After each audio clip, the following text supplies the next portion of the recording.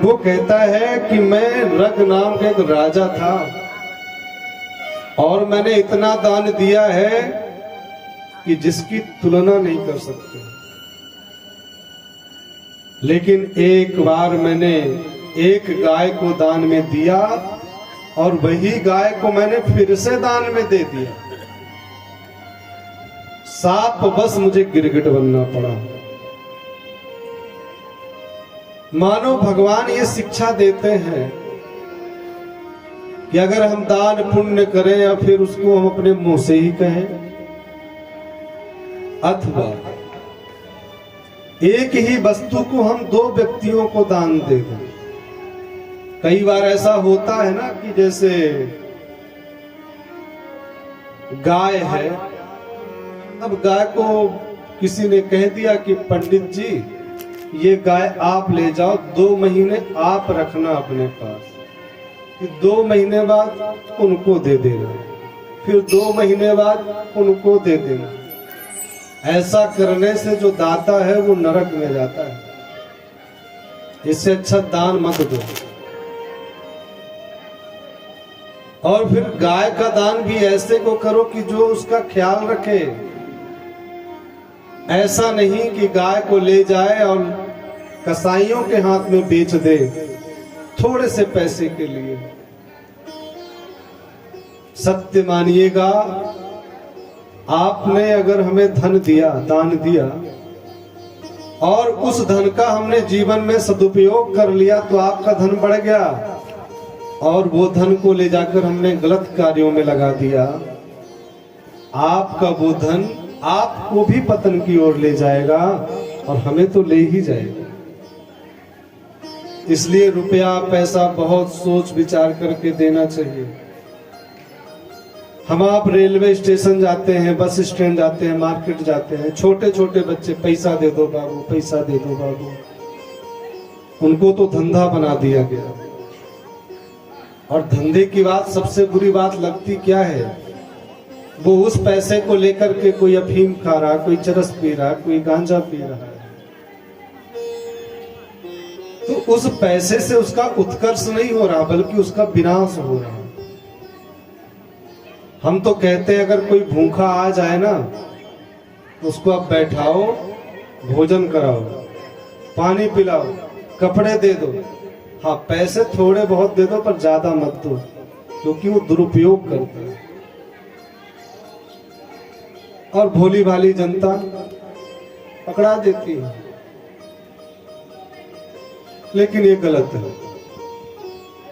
फिर भी ये संसार है। आइए हम भगवान की कथा में चलते हैं। तो कहने का भाव यही है कि दान दो, किसी से बताओ मत। अगर आपने 1 रुपया भी दान में दे दिया और आपने एक बार भी कह दिया कि हमने 1 रुपया दिया है, वो आपका 0 चला जाए। और हम कहें, दूसरे कहें, तो आपका वो बढ़ता ही जाएगा, तो ये पाप हो जाएगा। अगर हम गलत कर दे तो क्या हम बताते हैं किसी से कि हमने गलत किया है? छिपाते हैं। और पुण्य करते हैं तो जगह जगह बताते हैं। ध्यान रखना परीक्षित, अगर गलती हो जाए और सबसे कहो भैया हमसे गलती हो गई है, हमें माफ कर दो, आपकी कितनी भी बड़ी गलती होगी वो माफ कर देगा। चलो भाई तुमने गलती मान ली। और जो व्यक्ति गलती करने के बाद भी बोले अरे हम तो ऐसा कर ही नहीं सकते, और जिस दिन वो साबित हो जाता है गलत तो उसको ऐसा कठोर दंड मिलता है, ना तो भगवान छोड़ता ना इंसान छोड़ता। बोलिए भक्त वत्सल भगवान की जय। इसके बाद बलराम जी ब्रज की ओर आते हैं।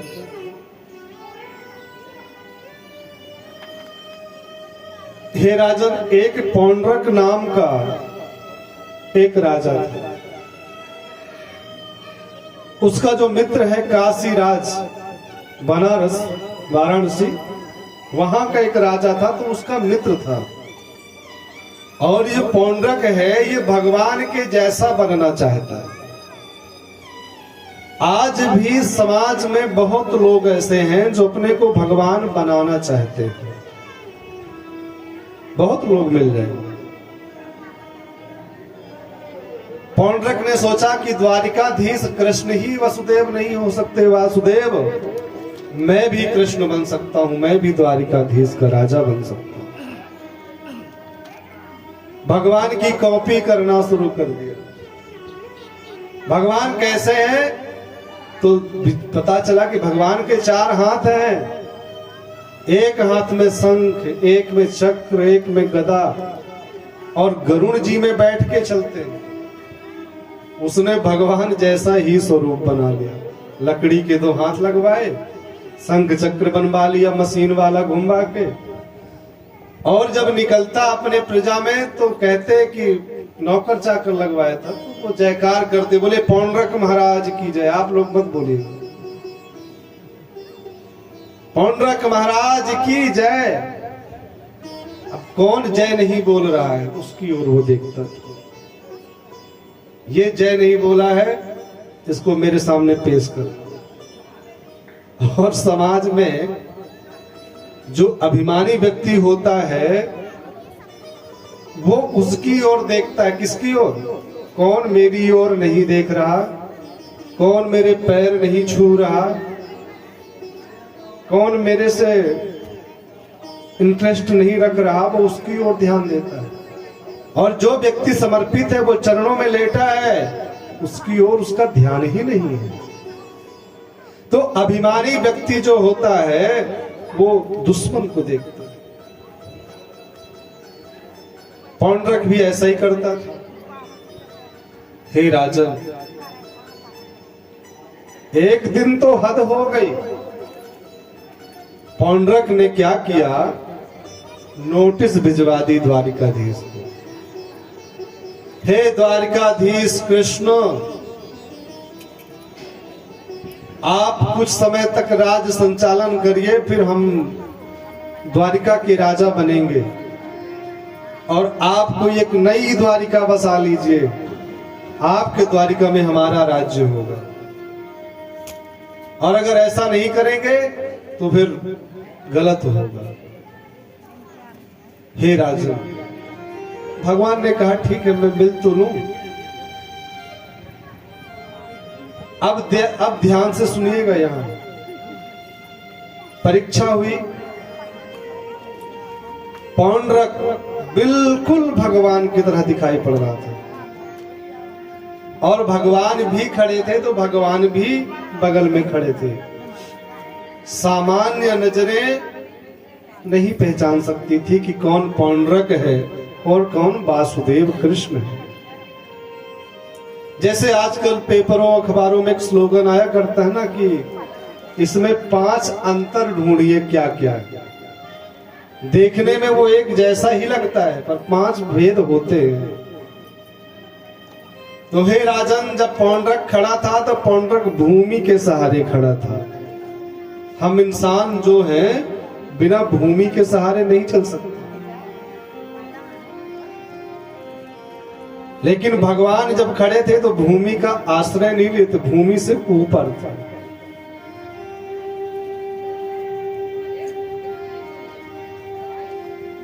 दूसरा, पौंड्रक की पलकें हमारे और आपके तरह जल्दी जल्दी गिर रही थी, लेकिन भगवान की पलकें नहीं गिरती थी। भगवान की पलकें कब गिरती है? जब रात होती है तो भगवान आंख बंद करते हैं, और जब भगवान आंख खोल देते हैं तो ये सुंदर चमक धमक। आप ये भी ध्यान रखिएगा कि कोई माला हम या आप पहन लें पुष्पों की, वो 1 घंटे में सूखने लगेगी, सूख ही जाएगी। लेकिन भगवान के विग्रह में, मंदिर में आप कोई माला पहना दीजिए, वो शाम तक भी ताजी ही रहेगी।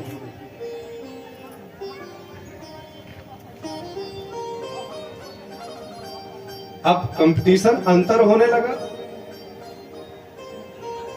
कौन असली वासुदेव है ये निर्णय हो जाए। इसने चक्र में मतलब गरुड़ में चाबी लगाई तो गरुड़ ने पंख भरा, उड़े और कुछ देर बाद खड़े हो गए। चक्र जब तक घूमा, जब तक उसमें बैटरी थी या चाबी थी, चला फिर बंद। लेकिन भगवान का चक्र तो घूमता रहा। अंत में अपमानित हो गया पौंड्रक, और अपमानित होने पर व्यक्ति फिर शांत नहीं होता, फिर वो क्या बोलता है उसको खुद नहीं पता। भगवान को मारने के लिए दौड़ पड़ा और एक चक्र भगवान के हाथ से निकला और उसको काट करके मार डाला, वध कर दिया। उसके शरीर से एक दिव्य ज्योति निकली और भगवान में समा गई। बताइए, भगवान से शत्रुता रखने वाले पर भी भगवान ने कृपा कर दी। अब अगर आप प्रेम करेंगे तो क्या भगवान आप पर कृपा नहीं करेंगे? इसलिए प्रेम करिए। और शत्रु का भाव तो वही रखता है जो जिसके बाजुओं में दम होती है। अब कोई हमसे कह दे कि महाराज जी आप शत्रुता से लड़िए, तो हम तो अपना शरीर संभाल नहीं पाते, शत्रु कहां से बनेंगे?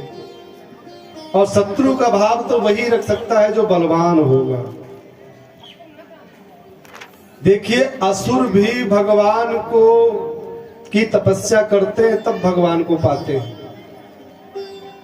देवता जब भगवान की तपस्या करते हैं तो भगवान से अच्छी वस्तु मांगते हैं,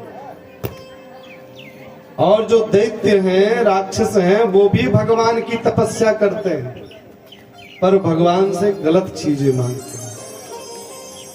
कई बार हम पढ़ते हैं, पढ़ने के बाद अपने ज्ञान का सदुपयोग करते हैं और कई बार ज्ञान का दुरुपयोग करते हैं। हे राजन, हमारे देश में ऐसे ऐसे पढ़े लिखे नवयुवक हैं कि कोई तो IAS PS बनकर के देश की रक्षा कर रहा है, और कोई ऐसी डिग्री को लेकर के भी मार्ग से भटक करके गलत कार्यों को भी कर रहा है। ये जितने साइबर अपराध होते हैं,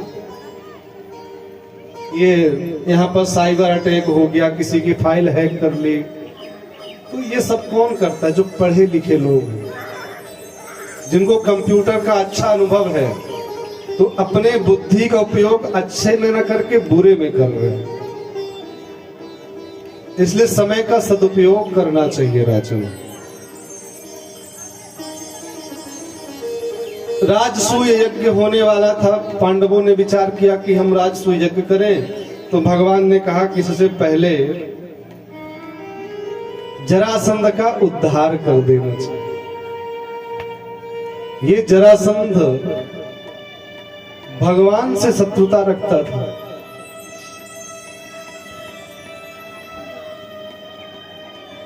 जरासंध लगभग 20,800 राजाओं को अपने कारागार में बंदी बना लिया था।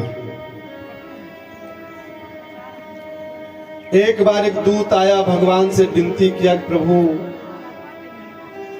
मुक्त करिए, कृपा करिए। भगवान ने कहा अवश्य। और भगवान कृपा करने के लिए जाते हैं तो कौन कौन गए?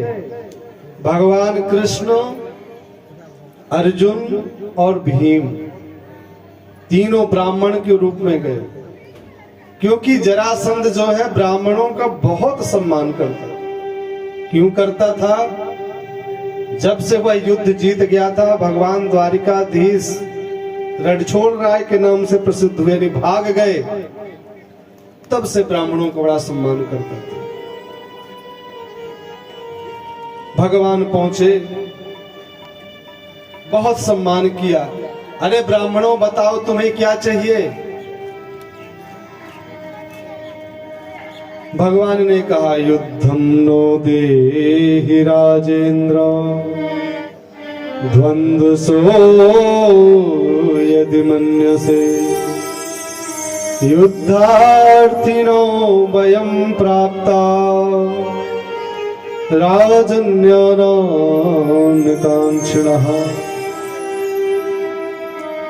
हे राजन, हमें कुछ नहीं चाहिए, तुम्हें देना है तो हमसे युद्ध कर लो। जरासंध ने कहा ब्राह्मण कभी युद्ध करता है?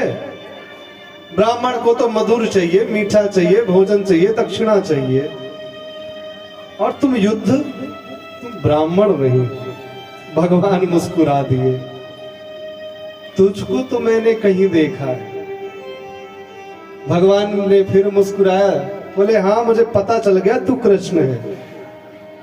ठीक है मैं युद्ध करूंगा लेकिन तेरे से नहीं, क्योंकि जानता था कि अगर मैं इस बार हारा तो 17 बार जो जीत, इस बार जो पीछे बार जीता वो सब पानी में। बोला मैं ये कौन है? बोले ये अर्जुन। अच्छा वो जो धनुर्धारी है? हाँ हाँ यही। अरे मैं इसके साथ भी नहीं लड़ूंगा, ये ठीक नहीं। और भीम दादा बड़े खुश हो रहे थे, बोले ये भीम है? अच्छा ठीक है, ये थोड़ा तंदुरुस्त है, तगड़ा है, मैं इसके साथ लड़ सकता हूं। भीम दादा बड़े खुश हुए, तो देखो मेरे को देख के कैसे बोला कि ये बस है मेरे लिए, बाकी तो सब ऐसे ही, बाकी से मैं नहीं लड़ूंगा। हे राजन युद्ध प्रारंभ हुआ। जरासंध ने कह दिया था, हे कृष्ण दिन में मैं तुम्हें मारने में कोई कमी नहीं रखूंगा। भाई पहले धर्म युद्ध होता था, चाहे महाभारत का हो, चाहे जितने भी युद्ध हुए हो, जहां सूर्यास्त हुआ युद्ध बंद। फिर वो शत्रु की भांति नहीं रहते थे, मित्रवत रहते थे। सब एक दूसरे के पंडाल में आते जाते, एक दूसरे के साथ बैठ के भोजन करते, और जहां सूर्योदय हो जाए, शंख बज जाए, युद्धनाद, फिर मारने में कोई कसर नहीं रखते। आजकल तो अधर्म युद्ध हो रहा है।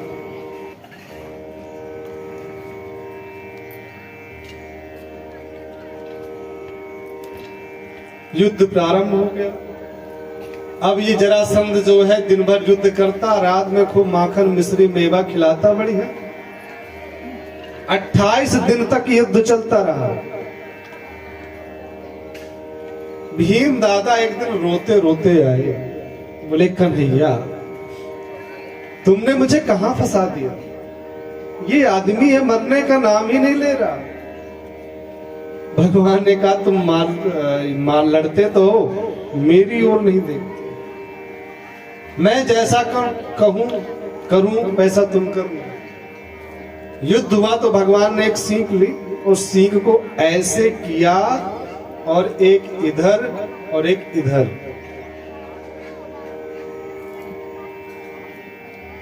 समझ गए किसको बीच से फाड़ना पड़ेगा। दोनों पैरों को पकड़ करके बीच से चीर दिया, एक इधर फेंका एक उधर फेंका, और जरासंध मारा गया। इसके बाद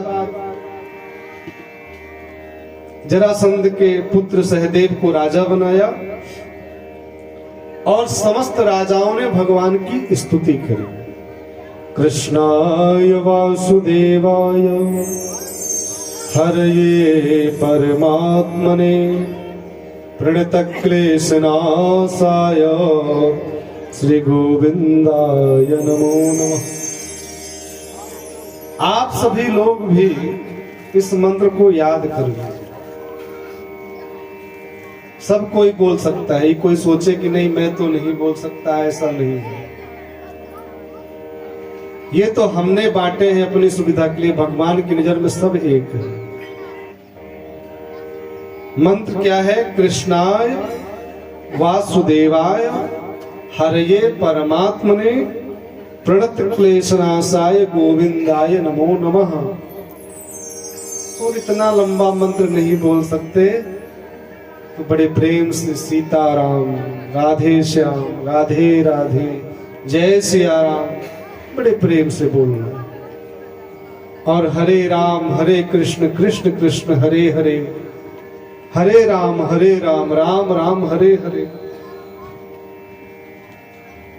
यहाँ बहुत अच्छा लगता है। हम तो पिछला कई वर्षों से आ ही रहे हैं, तो रोज शाम को यहाँ जो यात्रा निकलती है मंदिर से जानकी जी के, और बच्चे से लेकर बड़े तक जब सीताराम सीताराम गाते सायं की फेरी लगाते हैं, बहुत अच्छा लगता है।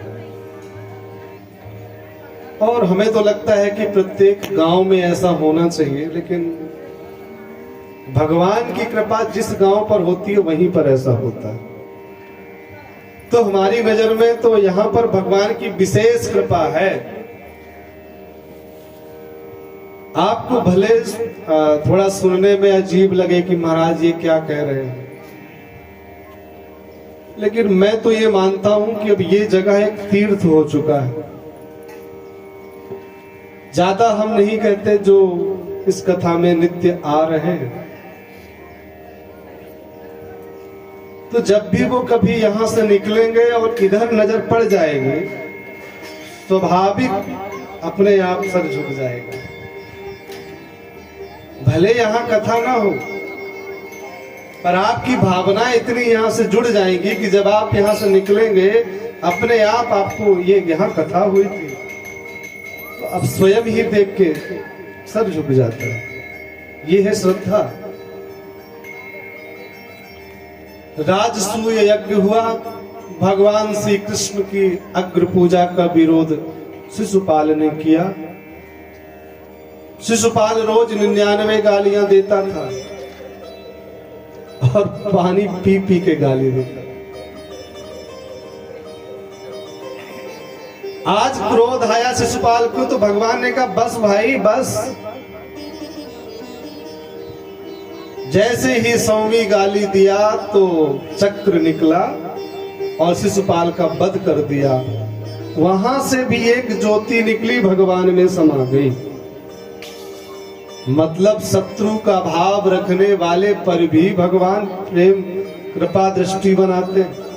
ये बताइए, आप जितना मित्र को याद नहीं रखते उतना आप शत्रु को याद रखते।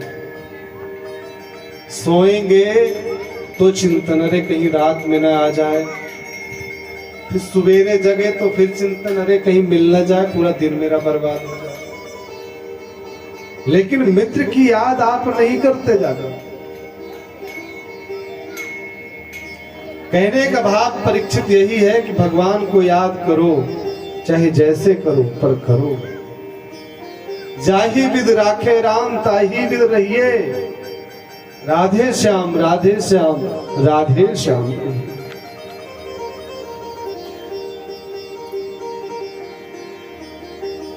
यज्ञ में सभी को पद दे दिया गया। स्वागताकांक्षी में युधिष्ठिर जी हो गए। द्रौपदी जी रसोई का कार्य संभालने लगी। अब भीम को परोसने का कार्य दे दिया। भीम को ही परोसने का कार्य क्यों दिया, सोचिए। जो व्यक्ति ज्यादा खाएगा वो दूसरे को खिला भी सकता है। अब जो व्यक्ति खुद 2 रोटी खाता है वो किसी को खिलाएगा तो 2 रोटी देने के बाद पूछेगा और चाहिए। 2 रोटी दे देगा तो फिर बोलेगा और। मांगने वाला संकोच है, नहीं नहीं बस हम तो ज्यादा खा गए, वो आधी रोटी में पेट भर जाते। अब भीम जब ज्यादा खाते थे तो भीम को खिलाते। एक बात और, कोई व्यक्ति आपसे पूछे भोजन करेंगे क्या, तो आप क्या बोलेंगे, नहीं नहीं इच्छा नहीं। भले आप भूख लगी पर आपने कह दिया भोजन तैयार है, आइए प्रसाद पाइए, आइए आइए। भूख नहीं लगी होगी तो भी आपके प्रेम से वो बैठ के 2 रोटी खा ले। जो आदमी कहता है चाय पिएंगे पानी पिएंगे, वो पिलाना नहीं चाहता, वो सिर्फ पूछ रहा है। और जिसको पिलाना होता है वो लाए के सामने रख देता, लीजिए पानी पीजिए, लीजिए जलपान करिए। तो दुर्योधन ये भीम और भगवान स्वयं जूठे पत्तल उठाने लगे। कर्ण को भंडारी बना दिया गया। अब कर्ण को आशीर्वाद था कि अगर ये 10 रुपए देगा तो उसका 10 गुना स्टोर में आ जाएगा। दुर्योधन ईर्ष्या करता था। दुर्योधन सोचता था कि इसकी बदनामी हो जाए। और आज भी बुरा लग सकता है, लेकिन ऐसे लोग आज भी हर घर में, गांव में कोई न कोई होते हैं जो दूसरे से ईर्ष्या रखते हैं। तो वो सोचते हैं कि यार इसका नुकसान कैसे हो जाए। भंडारा चल रहा होगा तो फिर लोग जिसको एक करछुल सब्जी चाहिए उसको भर के पलटा से दे रहे हैं। मतलब क्या है, जल्दी स्टॉक खत्म हो जाए, लोग भूखे बैठे तो इसकी कमी हो जाए बस। लेकिन कर्ण ये 100 रुपए को सीधे 1000 देता, जहां 10,000 रुपए देना सीधे एक सिर बड़ा 1 लाख। लेकिन यहां जितना जाता वहां उतना आता जाता था। यज्ञ संपूर्ण हो गया।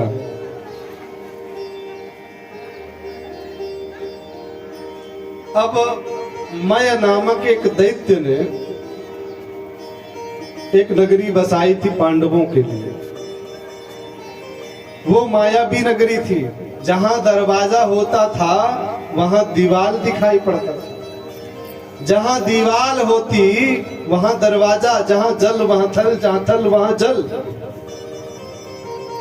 रुक्मिणी द्रौपदी जी भवन के छत पे खड़ी थी और दुर्योधन निकला, दीवार से टकरा गया। जल को थल समझा, थल को जल समझा, गिर पड़ा। द्रौपदी को हंसी आ गई और बोल दी, इतना बोली थी, सही कहते हैं अंधे के अंधा ही पैदा होता है। सिर्फ इतनी सी बात को लेके महाभारत का युद्ध हुआ था, बाकी कोई बात नहीं रही। इसलिए वाणी को बीड़ा बनाइए, वाणी को बाण नहीं।